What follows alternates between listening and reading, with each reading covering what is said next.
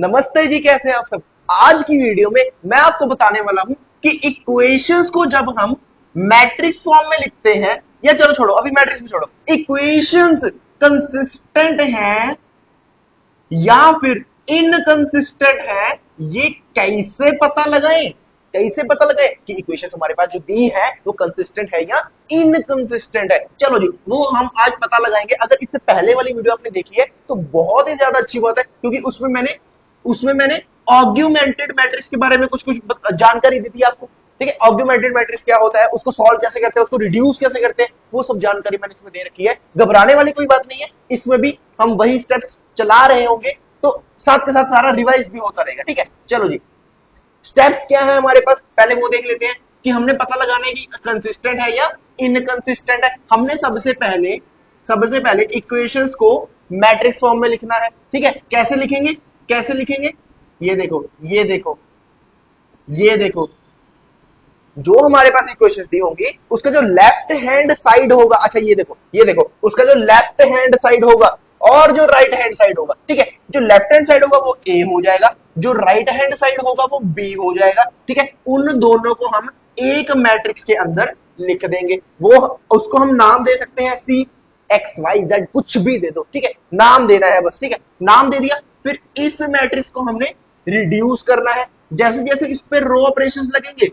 जैसे जैसे इस पे, क्योंकि रो ऑपरेशंस ही हम लगा रहे होंगे ज्यादातर, जैसे जैसे इस पे रो ऑपरेशंस लगेंगे वैसे वैसे इस पर भी ऑपरेशंस लगेंगे। ठीक है, अंत में हमने क्या करना है, देखो एक्लन फॉर्म हमने सीखी थी बनानी, लेकिन इसमें थोड़ा सा हम लिबर्टी दे देते हैं कि डायगोनल वाली पोजीशन पर अगर वन है, अगर नहीं भी है तो कोई चक्कर वाली बात वहां पे नहीं है। थोड़ी सी यहाँ पे उसको लिबर्टी दे देते हैं। ठीक है, जब क्वेश्चन करेंगे अच्छे से बताऊंगा, अभी घबराने की कोई जरूरत नहीं है। ठीक है, यहां पे हमने किया, उसके बाद हम इस मैट्रिक्स का रैंक फाइंड आउट करेंगे।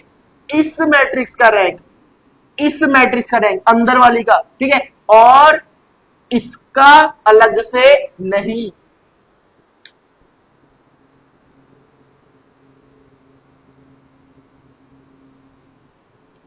ठीक है, इस मैट्रिक्स का रैंक निकालना है, इसका नहीं, इसका हम निकालेंगे पूरे इसके साथ। मेरी बात समझो, सिर्फ इस मैट्रिक्स का रैंक और इस पूरे मैट्रिक्स का रैंक, इन दोनों को हम कंपेयर करेंगे एक दूसरे से। अगर अगर मैं इसको नाम दे दूं ए और ये पूरा क्या है सी, अगर रैंक ऑफ ए मेरा equal to rank of C आ रहा है तो उसको मैं बोलूंगा कि मेरे पास जो इक्वेशंस गिवन है वो क्या है, कंसिस्टेंट है। अगर मेरा rank of A not equal to rank of C आ रहा है तो ऑब्वियस सी बात है कि मेरी जो इक्वेशंस होंगी वो क्या होंगी, इनकंसिस्टेंट। क्या बात समझ में आती है। अब कंसिस्टेंट में हमारे पास आगे दो केसेस है, कंसिस्टेंट में हमारे पास आगे दो केसेस है। पहला केस, जब रैंक ऑफ ए इक्वल हो जाए रैंक ऑफ सी के और इक्वल हो जाए नंबर ऑफ अननोन्स के।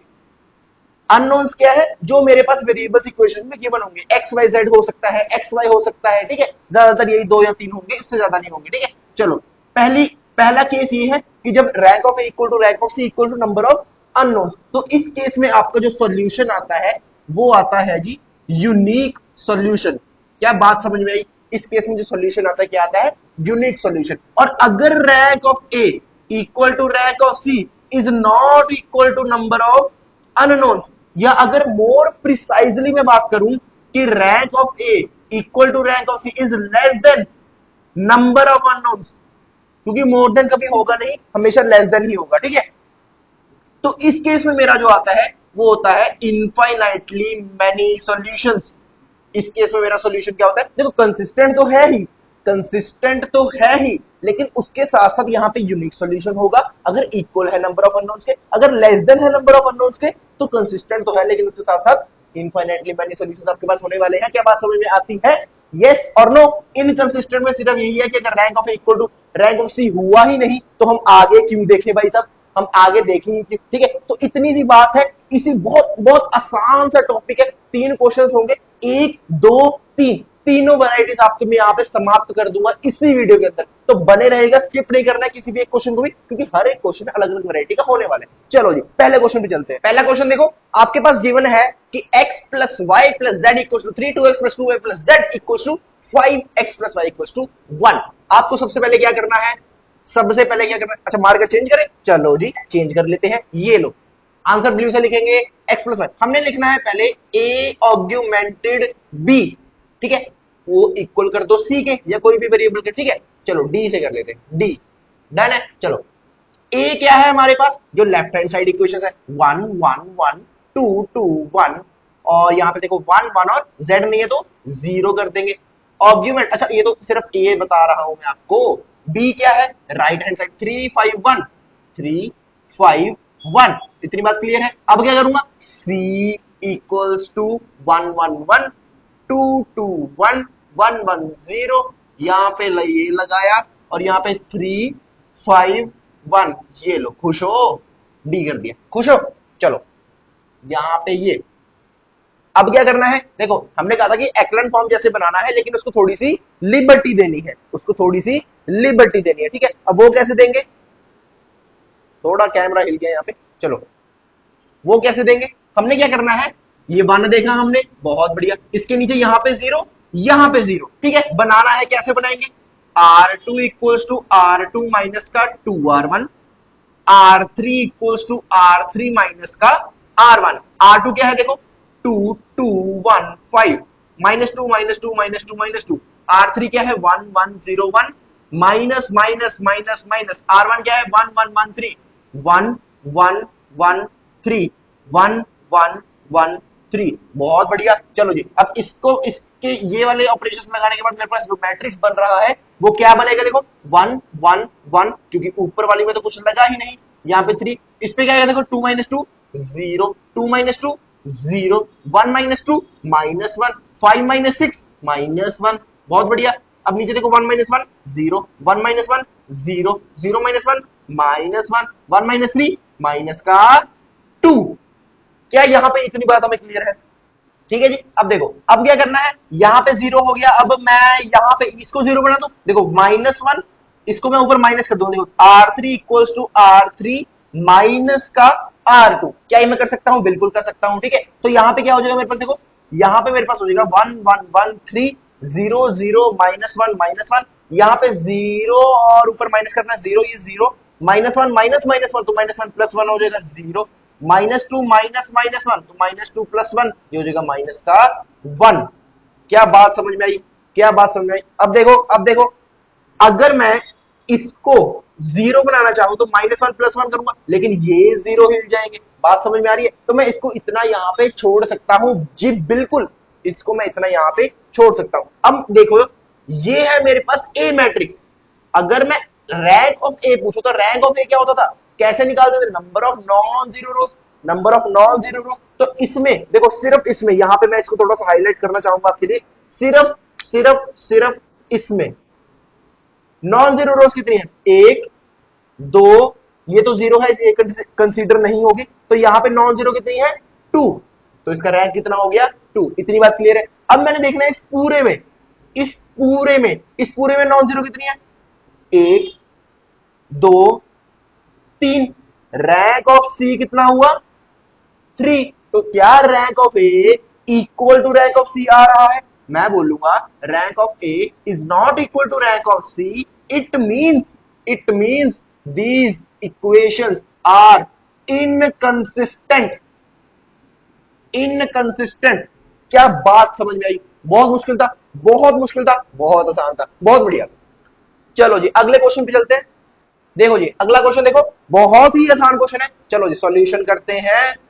सॉल्यूशन हमने क्या करना है, ए मैट्रिक्स हमें पता है 1 1 1 और माइनस 1, बी मैट्रिक्स हमें पता है 6 और 2 राइट हैंड साइड, ठीक है। सी मैट्रिक्स बना लेंगे यहां से, ठीक है। तो यहां से हमारे पास 1 1 1 माइनस 1, यहाँ पे ऑग्यूमेंटेड फॉर्म में 6 और 2, क्लियर है, क्लियर है। हमने इसको 0 बनाना है, कैसे बनाएंगे, R2 equal to R2 minus का R1, ठीक है। तो यहाँ पे 1 1 6, यहाँ पे जगह 1 माइनस 1 0 माइनस 1 माइनस 1 माइनस का 2 2 माइनस का 6, ये हो जाएगा माइनस का 4, इतनी बात क्लियर है। अब अगर मैं माइनस 2 प्लस 2R1 करता हूं तो यहाँ पे 0 की जगह 1 आ जाएगा, बात क्लियर है। तो यहाँ पे मैं इसको इतना छोड़ सकता हूं, बिल्कुल बिल्कुल छोड़ सकता हूं। तो यहाँ पे देखो रैंक ऑफ ए कितना है, पहला दूसरा 2 है, रैंक ऑफ सी कितना है, रैंक ऑफ सी कितना है 1 दो, यहां भी दो है, तो क्या मेरे पास रैंक ऑफ ए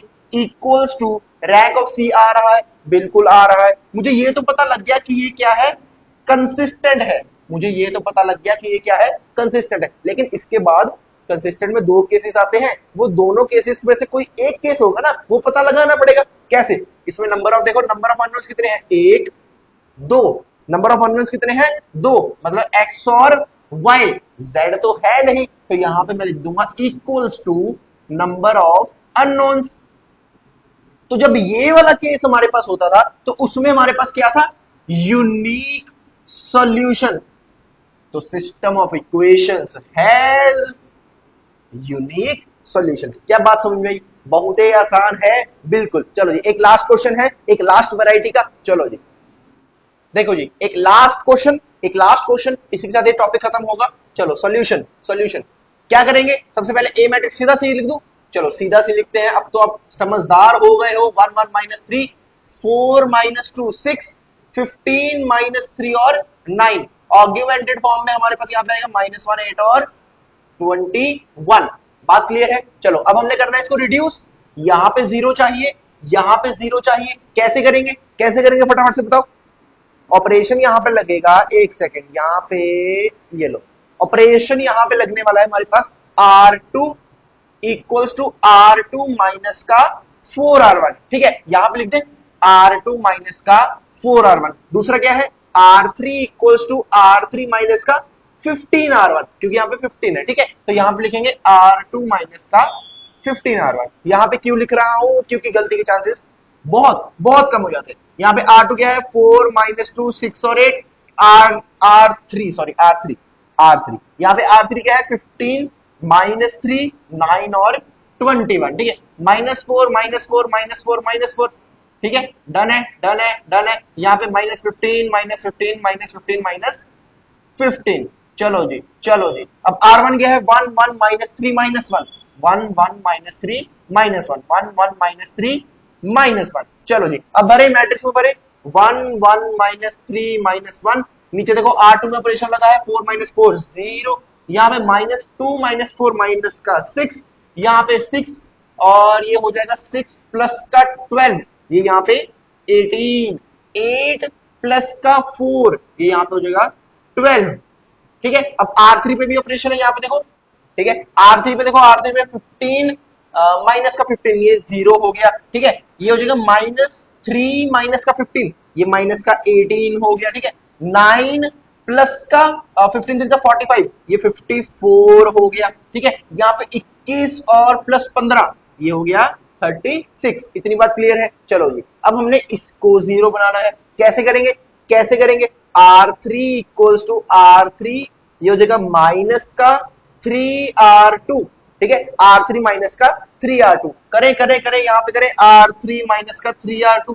R3 क्या है, 0 -18 54 36 माइनस माइनस माइनस 3 3 3 3। R2 क्या है, 0 -6 0 -6। अगला क्या है, 18 और 12, 18 और 12। चलो जी, यहां पे मेरे पास आ जाएगा 1 1 -3 -1, यहाँ पे 0 -6 18 और यहाँ पे 12। अगला क्या है, देखो यहाँ पे ऑपरेशन लगा है, 0 -0 0 -18 और प्लस का 18, ये 0 हो गया। 54 माइनस का 18 इंटू 3 54 होता है, तो ये हो जाएगा माइनस का 0 हो जाएगा। 36 माइनस का 12 3 36, ये भी 0 हो गया। क्या बात है, बहुत बढ़िया। ये क्या है, ऑग्यूमेंटेड फॉर्म में। अब देखो इसका रैंक क्या है, एक, दो, और इस पूरे का रैंक क्या है, रैंक ऑफ सी, एक, दो। तो हमें यहां से पता लग गया कि मेरे पास rank of A equals to rank of C है। चलो जी, मतलब कि कंसिस्टेंट है, लेकिन आगे भी तो चेक करना है। मेरे पास अननोन्स कितने हैं, 3। मेरे पास अननोन्स इससे कम आ रहे हैं, क्योंकि मेरे पास रैंक कितना आया, 2, और अननोन कितने हैं, 3, तो ऑब्वियसली इससे कम आ रहे हैं। तो इस केस में मेरा जो सोल्यूशन बनता है वो क्या है, इनफाइनाइटली मैनी सॉल्यूशंस। अब आपके दिमाग में आ रहा होगा कि चलो आपने बता तो दिया, कि इनफाइनाइटली मैनी सॉल्यूशन है, लेकिन ये इनफाइनाइट सॉल्यूशन है कौन कौन से, ये भी तो बताओ। चलो कुछ तो बता दो, सारे नहीं तो कुछ तो बता दो। चलो कुछ, वो कुछ क्या है वो जानते हैं। यहाँ पे देखो, ये जो हमारे पास लास्ट में है ना, अच्छा इसको अलग पेन से लिखते हैं, अलग पेन से, अलग पेन से, मेरे पास रेड का है। यहाँ पे ये जो लास्ट हमारे पास मैट्रिक्स है ना, जो रिड्यूस एंड में जो रिड्यूस करके आए, इसको हम इक्वेशंस की फॉर्म में लिखेंगे, x y z, x y z, x y z. ठीक है, यहाँ पे देखो एक्स प्लस वाई माइनस का, एक्स प्लस वाई माइनस का 3z इक्वल टू -1, यहाँ पे -6y plus 18z equal to 12, और नीचे यहाँ पे कुछ भी नहीं है। ठीक है, चलो जी हम यहाँ पे लेट कर लेते हैं, लेट कर लेते हैं, किसी एक वेरिएबल को हमने k मानना होता है, तो let z equals to k। ठीक है, लेट कर लिया, let z equals to k। ठीक है, अब k की वैल्यू इसमें डालो, तो -6y प्लस का 18k equals to 12, -6y equals to 12 minus का 18k, ये हो जाएगा y इक्वल्स टू, ये हो जाएगा माइनस का 12 प्लस का 18k अपॉन में 6। क्या इतनी बात क्लियर है? अगर इसको और सिंप्लीफाई करना चाहो तो माइनस का 2, ये हो जाएगा प्लस का 3k, माइनस का 2 प्लस का, माइनस का 2 प्लस का 3k। क्या बात समझ में आती है? 12 प्लस का 6 3z, बात समझ में आती है? चलो जी, हमें हमारे पास z आ गया, हमारे पास y आ गया, क्या x की वैल्यू निकाल सकता हूं? इस इक्वेशन में डाल दो। चलो जी, x प्लस y कितना है, y कितना है, यहाँ पे हो जाएगा ये माइनस का 2 प्लस का 3k। ठीक है, माइनस का 3z मतलब माइनस का 3k इक्वल्स टू -1, तो x इक्वल्स टू -1 प्लस 2, और ये 3k माइनस 3k, ये तो 0 हो गया, ये तो 0 हो गया। तो यहां से मेरे पास x की वैल्यू कितनी आ जाएगी? 1 आ जाएगी। इतनी बात क्लियर है? अब हमने क्या करना है, जहां जहां पे देखो k की वैल्यू ना, k की वैल्यू 0 करके देखो, एक बार k की वैल्यू 0, k की वैल्यू 1, k की वैल्यू 2, इनफाइनाइट। अब बात समझ गई, k की वैल्यू जब मैं 0 करूंगा तो मेरे पास यहाँ पे z इक्वल टू कितना आया? 0। ठीक है, यहां से और यहां से और यहां से वैल्यू निकलेगी, तो y इक्वल टू कितना आया? -2 प्लस 0, -2। ठीक है, और x कितना है? 3 है। अब इन तीनों की वैल्यूज, इन तीनों की वैल्यूज इसमें डाल के देखो, देखो x क्या है, यहाँ पे x क्या है? 3 है, तो 3, और y क्या है? -2, -2 माइनस 0 कितना है? 3, सॉरी x क्या है मेरे पास, सॉरी 1 है, x क्या है? 1 है, x क्या है? 1 है। 1 माइनस 2 -1, क्या -1 आ रहा है? बिल्कुल आ रहा है। अगला देखो, अगला देखो 4x, 4 into 1 -2 into -2 plus 0, 4 into 1 4, ये माइनस माइनस प्लस 2 टू 4 8, क्या 8 आ रहा है? बिल्कुल आ रहा है। 15 माइनस 3 इंटू में -2 प्लस का 0, 15 प्लस का 6 21, क्या 21 आ रहा है? बिल्कुल आ रहा है। अब यहाँ पे k की वैल्यू 1 डाल के देखो, 1 डाल के देखो, k की वैल्यू 1 डालोगे तो यहाँ पे z equals to 1, y equals to -2 plus 3, x equals to 1, ये हो जाएगा 3 माइनस 2 1, तीनों 1 1 1, तीनों 1 1 1, तो 1 प्लस 1 2 माइनस 1, सॉरी -3, तो ये हो जाएगा माइनस का 1, 4 माइनस 2 प्लस 6, 4 माइनस 2 हो जाएगा 2 प्लस का 6 हो जाएगा 8, मतलब कि तीनों सेटिस्फाई कर जाएंगे। आप कोई भी वैल्यू यहाँ पे k की वैल्यू कोई भी n तक कोई भी डाल के देख लो, आपके पास इनफाइनाइटली मेनी सॉल्यूशन आपके पास वहां पे बनेंगे। क्या बात समझ आई? चलो जी, तीनों हमने प्रश्न कर लिए हैं, कंसिस्टेंसी में 2 और इनकंसिस्टेंट का 1। आज की वीडियो के लिए इतना ही। डिस्क्रिप्शन में एक टेलीग्राम का लिंक होगा, वो कृपया कृपया से ज्वाइन कर लीजिएगा। मिलते हैं नेक्स्ट वीडियो में, तब तक के लिए धन्यवाद, गुड बाय, पढ़ते रहे।